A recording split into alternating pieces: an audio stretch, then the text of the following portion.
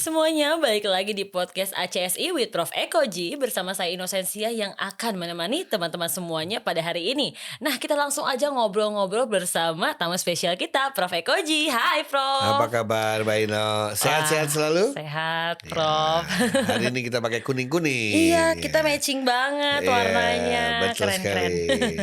Oh iya, Prof, ngomong-ngomong nih kita bakal ngebahas bagaimana nih cara menghindari ya ulah-ulah vendor yang nakal nih ya. Istilahnya bisnisnya tuh bagaimana sih, Prof, cara memanage-nya dengan baik. Ngeri banget bilang vendor nakal gitu Iya. ya, mitra nakal. Iya. Sebenarnya bukan nakal, mungkin mereka tidak tahu bahwa yang mereka lakukan itu berbahaya.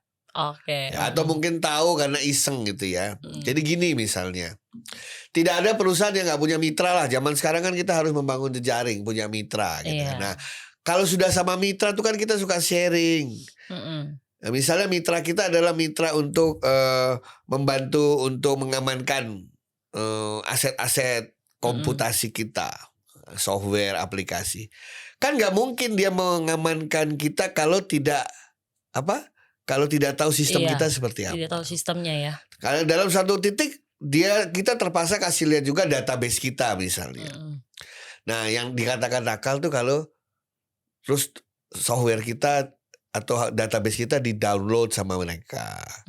Mereka lihat datanya padahal itu kan nggak boleh gitu ya. Atau mereka sharing. Atau juga pengalaman mereka dengan kita diceritain ke orang lain. Bahaya banget sih, Prof. Iya, Itu. karena kita mungkin bukan satu-satunya mitra. Mungkin mereka juga punya mitra yang kebetulan tuh kompetitor kita.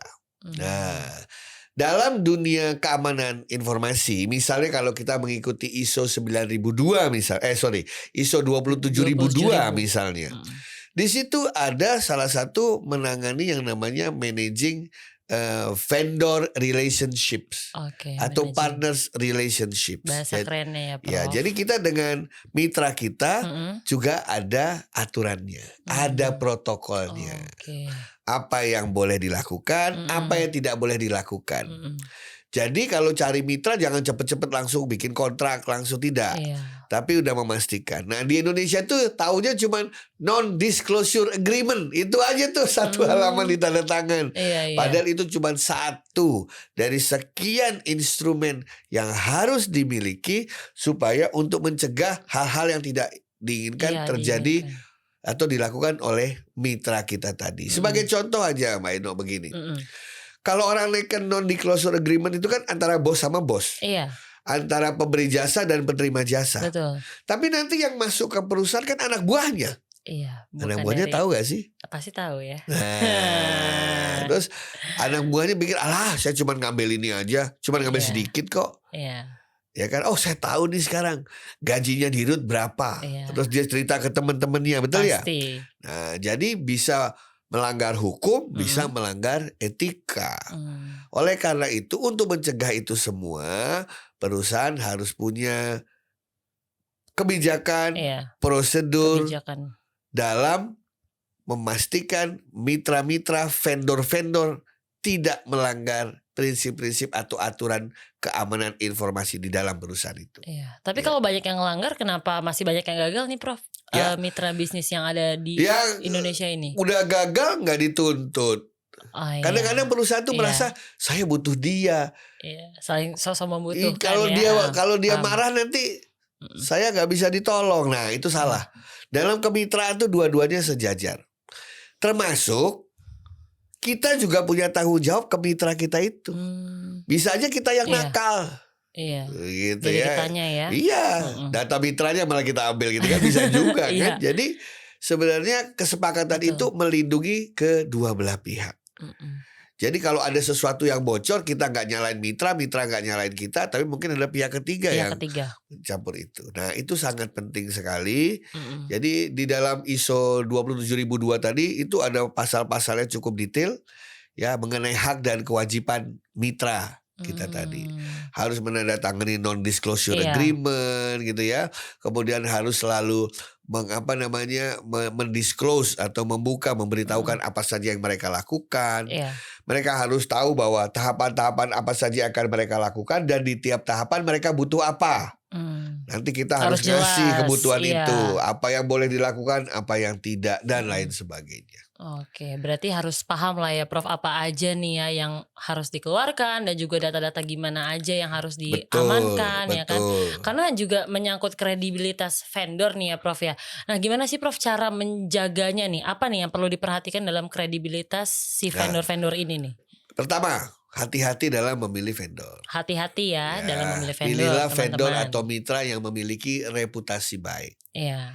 Kedua, tahu dari mana dia punya reputasi baik apa tidak. Lihatlah dari dia pernah membantu klien mana saja. Oke. Nah, di sini banyak orang Indonesia males. Begitu lihat Iya. klien itu saja, ya sudah. Ya udah. Yang iya. bagus tuh apa? Kita telepon. Random aja, ambil 3 klien yang pernah Harusnya dia ditanya layani, ya kita satu telepon. persatu Iya. ya Prof ya. Bagaimana mereferensikan nggak? Iya. Merekomendasikan nggak mereka? Nah, kalau sudah, waktu mereka datang ke tempat kita, pastikan dalam kontrak kerja sama kita ada hal-hal yang bisa menjamin itu. Oke. Nah, jadi hati-hati dalam memilih mitra. Iya, karena nggak semuanya yang di luar dengan di dalamnya sama ya Prof biasanya Ada satu ya. lagi nih, saya mau kasih Suka kiat. terjebak biasanya Prof Tahu itu. jebakannya apa? Iya. Ini saya yakin banyak perusahaan yang mengalaminya. Iya. Di Apa tuh tengah-tengah Prof? karyawan kita keluar pindah kerja di vendornya.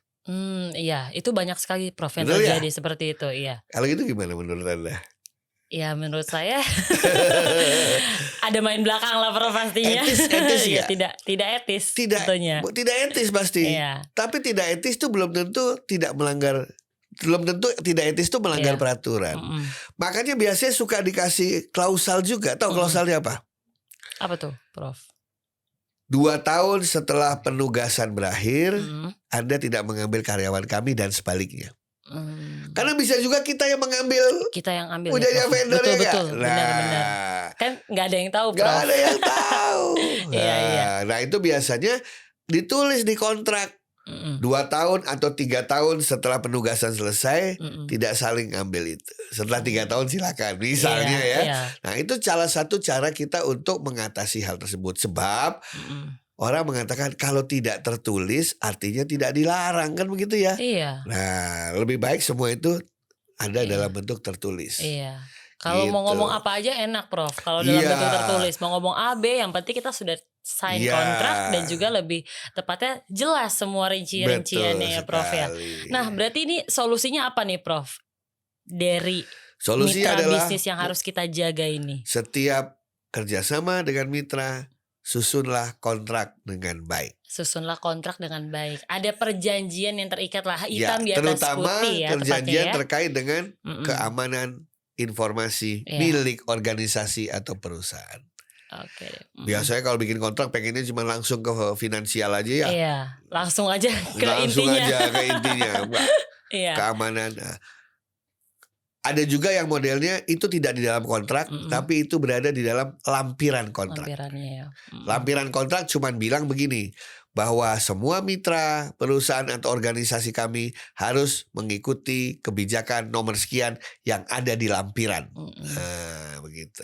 Intinya untuk para mitra nih harus benar-benar teliti nih. Kalau mau kerjasama dalam bentuk apapun ya, perjanjian-perjanjian apa saja harus diperjelas lah ya Ya. Prof. Untuk pengeluaran, pendapatan dan lainnya itu perlu banget loh teman-teman semuanya. Dan dalam kontrak selalu kan biasanya akan diteliti lagi oleh orang legal, Iya, bagian legal. pasti Prof. Nah, pastikan sekarang di bagian legal Anda punya 1 orang minimum yang jago cyber law. Oh, ada cyberlock-nya Nah, nanti ya. kapan-kapan kita Iya, bicara mengenai nanti cyber kita law akan ya. bahas ya Prof. Nah, soalnya banyak orang legal yang nggak Iya. ngerti cyber, Cyberlock nggak ngerti ini. internet. Jadi dia terlupa taruh itu di kontrak. Oke, Iya. betul juga ya Prof. Nah, Iya. oke deh Prof, bincang-bincang kali ini seru banget ya Prof ya. Ini bisa kita kulik lagi, bisa kita galih lagi ya. Ya. Tepatnya nanti di podcast-podcast ACSI selanjutnya. Siap. Oke deh Prof, terima kasih banyak Terima kasih untuk waktunya banyak. ya. Iya, sampai ketemu. Bersama saya Inosensia dan juga Prof Ekoji.